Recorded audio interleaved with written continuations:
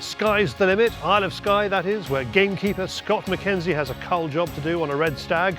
We've got to do the right thing for the deer. If we're not managing them correctly, they're the ones that suffer. Copper gets it right. Tom Davies continues his non-toxic journey and finds a cartridge that works on roebucks. I do now and then get people ask me, is it shot with non-toxic? And I think it just ticks every box.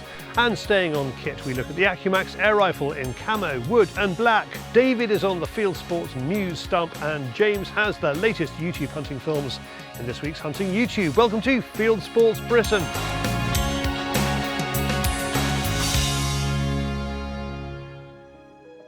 Gamekeeper Scott MacKenzie is setting out to shoot a cull red stag on the estate he looks after on the Isle of Skye, off the northwest coast of Scotland. It's not a task he relishes, but it has got to be done. We've worked very hard on this estate in the last kind of 12, 13 years to bring the stag population to a more natural kind of level. You know, we're not talking masses, we're talking in line with what our hind numbers are. And it's, you know, the wider area, the stags were quite hit quite hard, persecuted for want of a better word, which, you know, was very noticeable in and around the place. So we've took a long time just being gentle with what we cull, how many we cull. And people do remark that that's some of the best animals they've seen for the Hebrides. And that's because, you know, we're not shooting them. when they're young, we're trying to allow them to grow, to get on. That's the way you have big stags. You've got to give them time to age. You can only shoot them once. The problem today is the stags in this corner of the estate have developed a taste for the tenant farmer's lush grass fields. It's an ongoing challenge that we have every year. You've got sweetgrass growing, it's a big draw for the stag groups. So we're not looking to reduce numbers because they need reducing. It's just basically trying to ease that burden on the grass for our tenant farmer.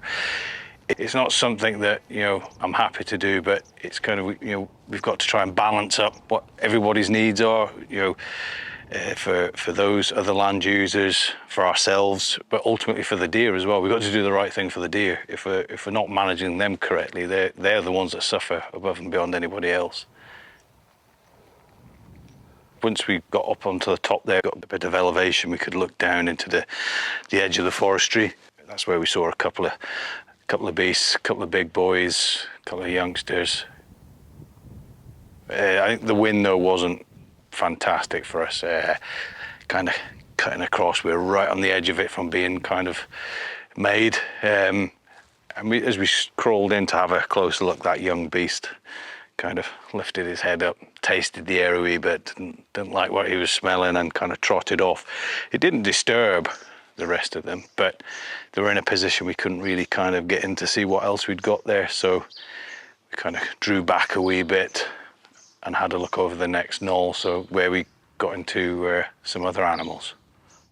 Today, Scott is accompanied by 16-year-old Orla, one of his 4 daughters. They've all stalked with me, they've all been out on the hill, living this life that I live. Orla's just kind of showed that, you know, she wants to do it as a career. She wants to come into gamekeeping, land management. And now she's left school, she's enrolled in college doing her gamekeeping course. So she's going to do that here with us on the estate. And yeah, we shall see in 12 months' time if she's kind of keen to take that next progression into doing it as a full-time job. Scott spots a group of 4 stags lying in the grass. The one on the left of the group is a suitable cull beast, and Scott is in a good shooting position 150 yards away.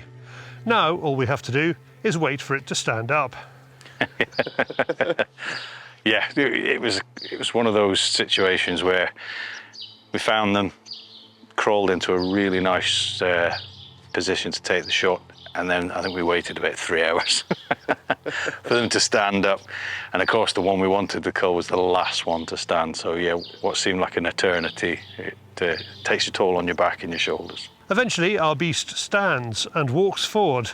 Scott waits for it to present a good side-on shot for his 270 Hennel Jaeger 10. They were happy. Once they'd stood up, they started grazing, so there's no rush to kind of take any shot. We can just wait. We've already waited God knows how long for them to stand. We can wait a bit longer for that beast to turn, you know, for the perfect broadside shot.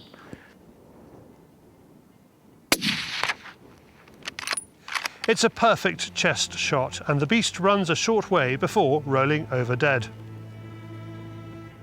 As I'd kind of watched him through the scope, he was galloping away, and I kind of, you have that moment in your head: did I hit him far back? Did I miss completely? There was a good sound. It was all perfect. It was all right, and then yeah, he just tipped over.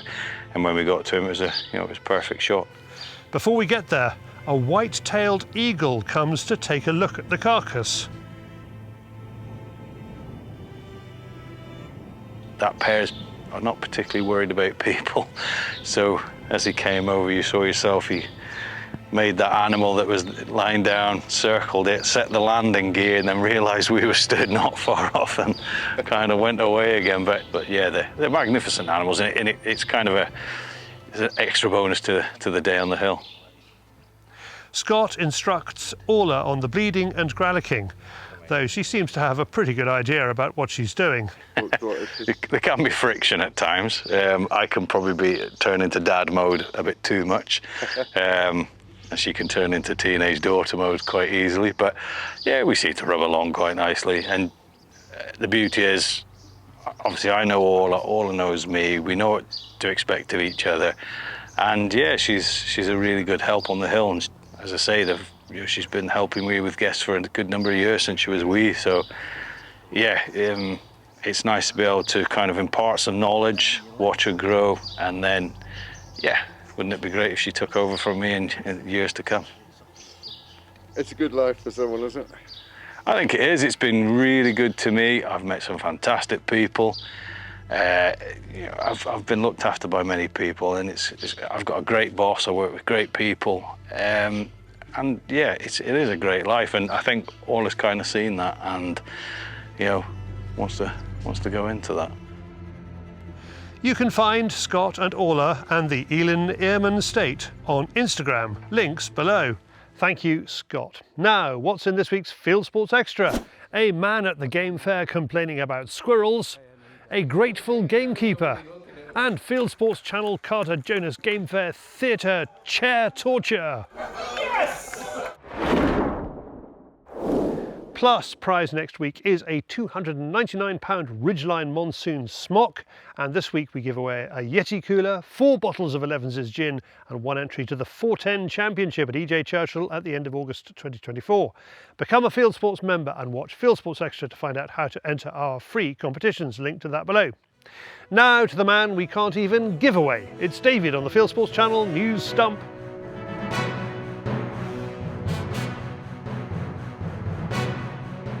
This is Fieldsports Channel News. Nathan Hales has claimed Great Britain's 3rd gold medal at the Olympic Games in France. Hales hit 48 out of 50 in the final of the trap to claim a new Olympic record. He beat China's Kui Ying by 4 shots to take the title in his first ever games.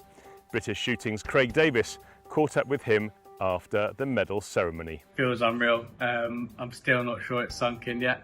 Yeah.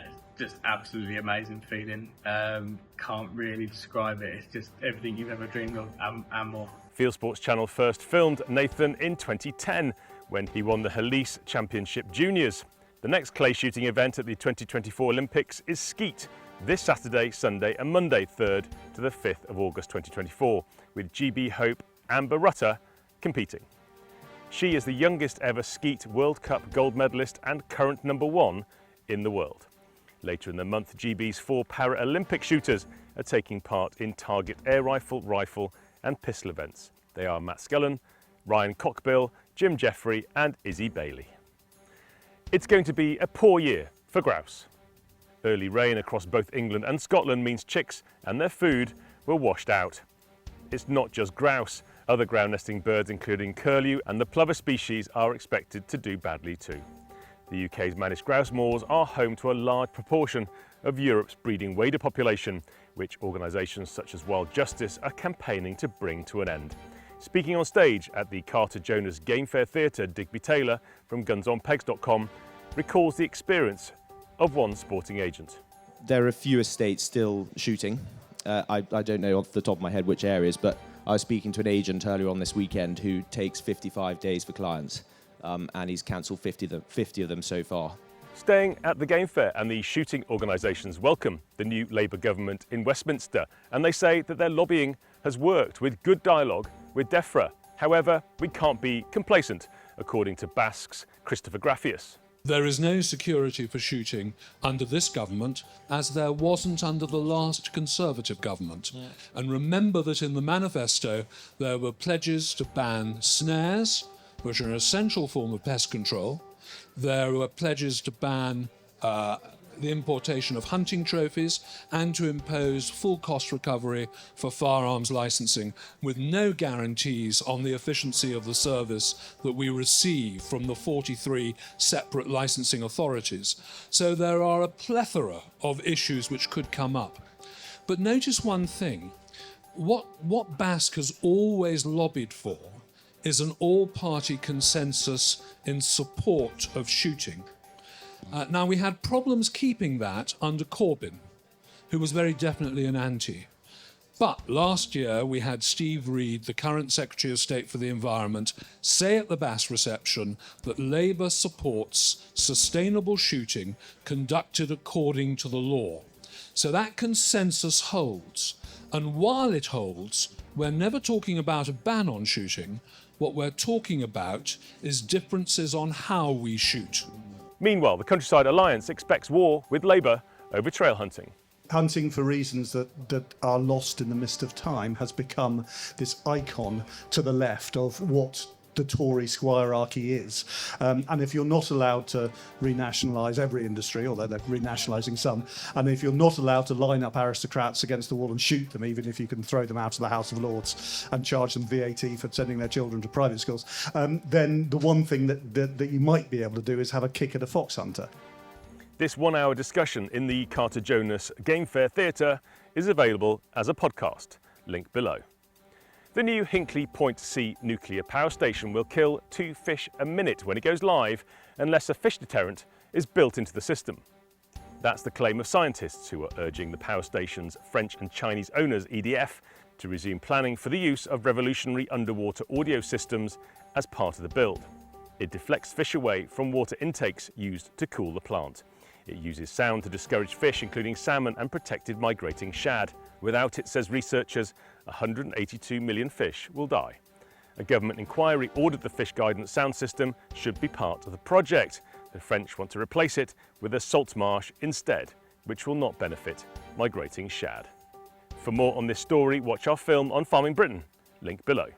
If you had a wind farm that, if you took off one of the safety features, would kill 182 million birds every year, and we could all see that happening as the days and weeks and months go on, that would be horrifying, and we would potentially want to do something about that. But also to then go, okay, well, what we're doing is we're replacing it with a breeding ground for birds close by. Seems particularly difficult to comprehend, because effectively you're just creating more things that will then perish. BASC has issued a rallying cry to try and recruit more women into shooting. A game shooting census for Guns on Pegs showed women remain a statistical minority as game shots. It found 96% of shotgun certificate holders in the UK are men. At the Game Fair, BASC asked all members to try and encourage more female participation in shooting sports as part of its Women in Shooting initiative. A new study suggests that deer should be left to rot where they fall after they're culled in Scotland. Researchers at the University of Edinburgh made the claim, working with others from Yale in the USA. They say the loss of nutrients from deer removed from Scotland's hills amounts to 251,000 kilograms of calcium, 195,000 kilograms of nitrogen, and 152,000 kilograms of phosphorus every year. They've used data from 12 years of deer culling in Scotland to produce the research and say Scotland's soil would benefit from those vanishing nutrients. The results of the study have been described as extremely concerning by the Association of Deer Management Groups, which advocates all deer are grallocked, checked for disease, and then removed. Farmers in New Zealand are calling for Canada geese to be recategorised as pests. Farming groups say the booming population of the birds is causing hundreds of thousands of dollars worth of damage to crops in rural locations, and also causing a public nuisance in cities like Christchurch. They want the birds recategorised to allow them to be controlled as they are in the UK. And finally, New York has tried everything to control its rats. Now it's trying children. It's estimated there are more than 3 million rats just like these in New York. Attempts to control them using birth control, poison, dogs and even special food bins have so far failed. Now New York's Mayor Eric Adams wants to recruit his own rat pack. Volunteers aged between 6 and 18 will be trained about rat behaviour to educate them how to reduce rat numbers. They'll also get a cap and a t-shirt. That's the children, not the rats. You are now up to date with Fieldsports Channel News. Stalking the stories, fishing for facts.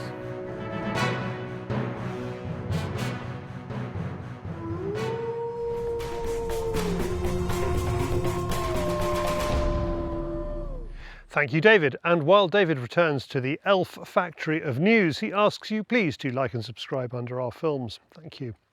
Now, thanks to everyone who visited our stand and the theatre at the Game Fair last weekend. We'll be putting out lots of the chats from the Cartridge Game Fair Theatre as podcasts over the next few weeks and months. So follow the links for those.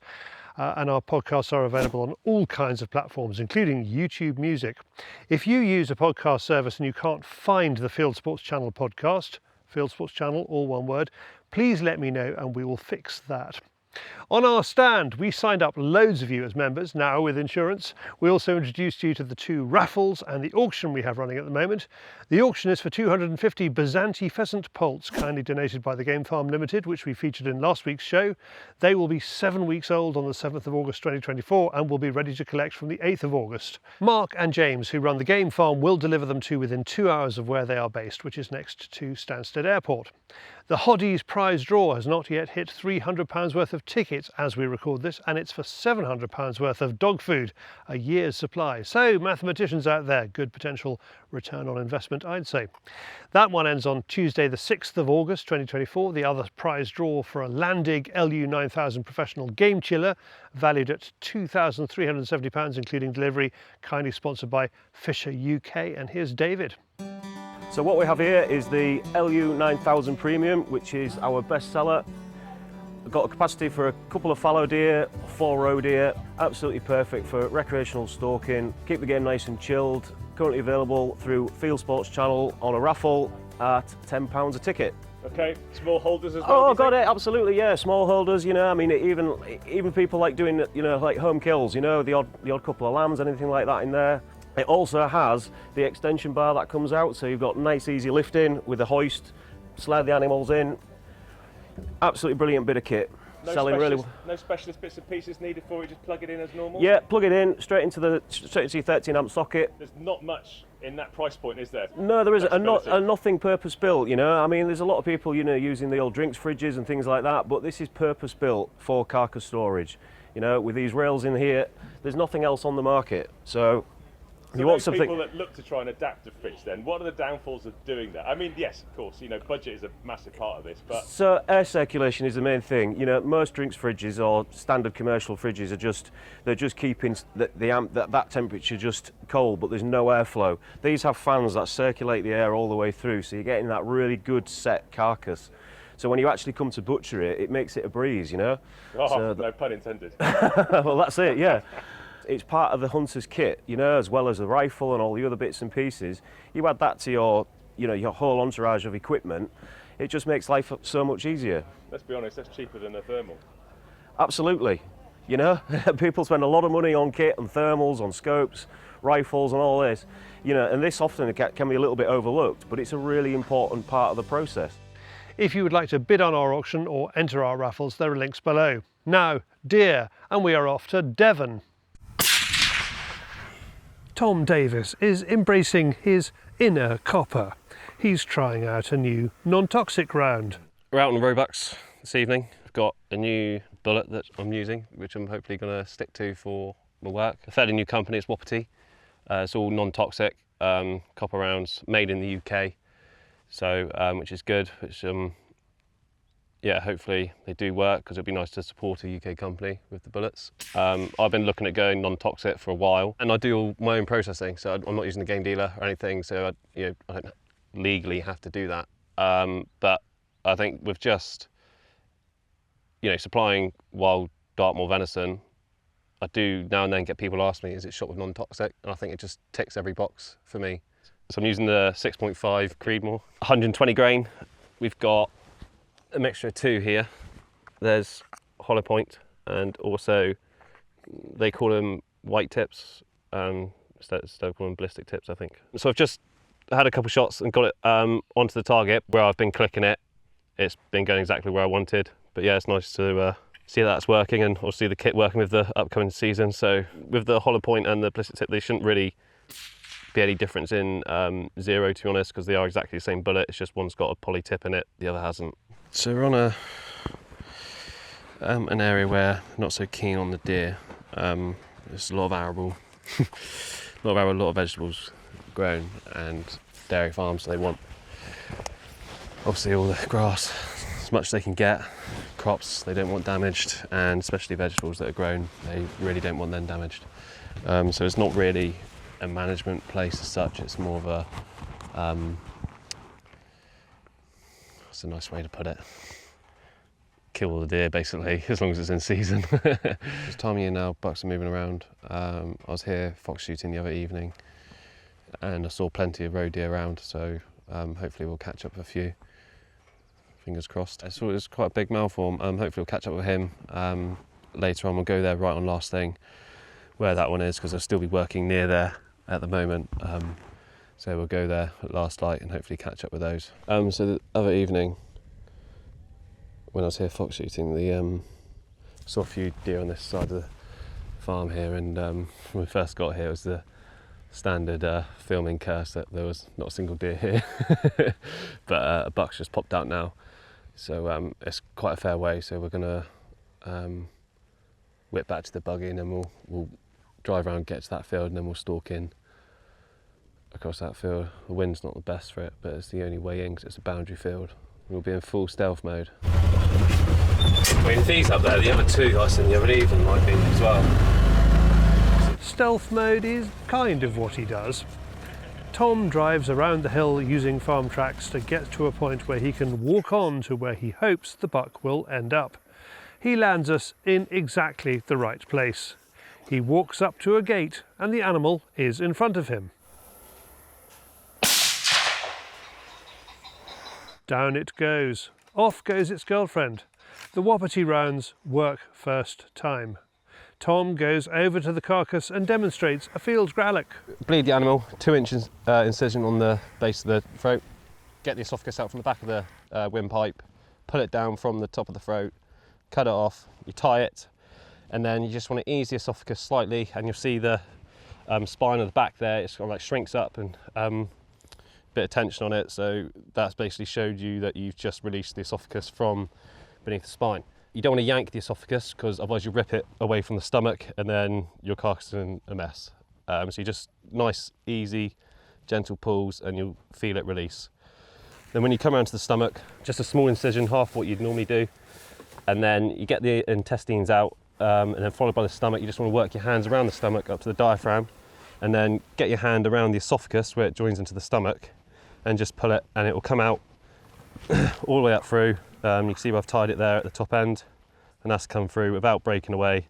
So you still have an immaculate carcass. You'll have no bloody stains in there, nothing to contaminate it. Where the poo pipe links to the back end, again, what you do is just reach up as far as you can, put as many drop-ins down as you can into the pipe. Then what you do, once they're all out, cut it, tie that off, and there's only a small amount of that still left in there. That's all clean as well. Then everything else is done back of the larder, so you still have an immaculate carcass ready for the food chain. Next buck of the evening is up against a hedge. Again, the Wapiti does its work. Tom explains some of the challenges of shooting in Dartmoor Hill country. You know, you're either coming over a brown they're seeing you, or it's the opposite, you're coming up over and they're just there and you can't do anything like it, you can't get a safe shot. So it is tricky. You know, it's a lovely bit of ground, but yeah, you got to sometimes work for it to get those safe shots. I've just thought checked this last field, pulled in, and there was what was a buck, stood right in the gateway, and that ran down, come around the corner, managed to get that one, and then I've just thought we'd check down over against the wood. So crept up over there, and there was another two against the wood, but they were right up tight to a fir wood, so it was fairly dark. I could see the lights going. I did have my crosshair on what I thought was a buck, and then when it turned its head, I could see that it was a buck, but by then it was gone, so the light had faded, and everything sort of come out. In the last hour, everything started moving. So, yeah, you're sort of rushing around that last light, trying to do what you've come in to do in 3 hours, but you're doing it in 1. So, it makes it all fun. It's been a good night for Tom and for Wapiti. Links to both of them below. And Tom tried out a new knife in that Gralloch. You can watch his review of that on our Field Tester channel. Thanks, Tom. Next up, it's Kit, and Terry Doe is trying the Accumax from ASI, a fun, lightweight break barrel airgun that's great for plinking, while also having enough power for hunting. Normally you see me behind, these days, very high-tech PCPs that do all sorts of stuff with whistles and bells on. Well, when I've had enough of those, what I like to do is to pick up a really sturdy, exciting and fun little break barrel Springer with no scope on it, nothing, just a 11+ foot-pounds performance, simple format, absolute fun to shoot, and just blat some cans or targets. And that is exactly what this little Accumax rifle is from ASI. You can get it in the black synthetic, or you can get it in a wood finish or camo, but the important thing is it does the job, it's really affordable, and it's massive fun. It's got true glow, adjustable, open sights. You can fit a scope to it. It's got scope rail. I don't bother with it. It's got a really squishy little butt pad, which takes away the recoil. It's a lively rifle. It's 11. I think this one's doing about 11.5, and it only weighs sort of 4 or 5 pounds. But inside there's like an anti-twang device they fitted, or a resonance reducing thing they're calling it. But it's got a safe trigger. It's not a massively precise trigger, but it's safe enough, and it lets you hit the target you need to hit. Loading it, like all break barrels, draw the barrel down, keep hold of it, use this hand, keeps it away from the trigger. Just simple direct to barrel loading. Press it in, bring it up, lock it out. Auto safety comes on at the back, nudge that off, line it up, and off she goes with quite a crack. I love this little thing. I'm not sending it back, ASI. It's not going back, had too much fun with it. And just check it out if you want to have some fun. It's not all about massive precision and putting pellet on pellet at 100 yards. It's not all about that, it's about having fun. And this little thing is fun. Thanks, Terry. Now from Kit to the wider world of hunting and shooting on YouTube, brought to you by James Marchington. It's Hunting YouTube.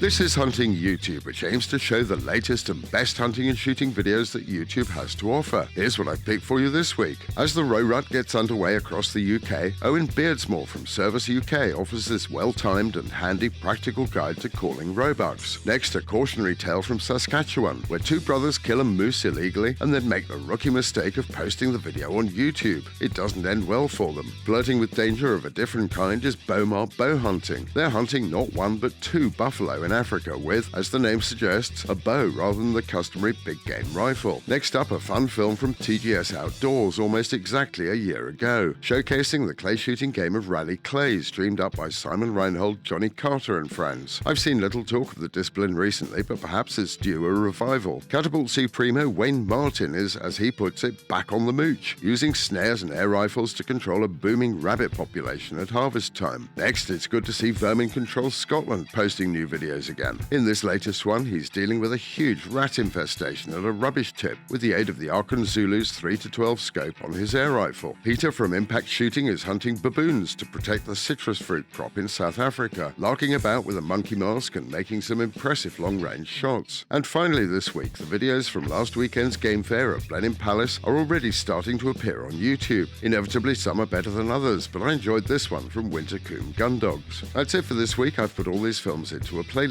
for you. Click on the eye symbol top right or check this film's description. If you have a YouTube film you'd like us to pop into the weekly top 8, email me the link, jamesm@fieldsportschannel.tv. And that's it for this week. If you haven't done so already, please whiz over to our website, fieldsportschannel.tv.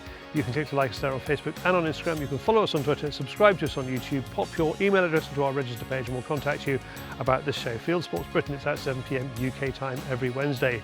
And this has been Fieldsports Britain. Good hunting, good shooting, good fishing, and goodbye.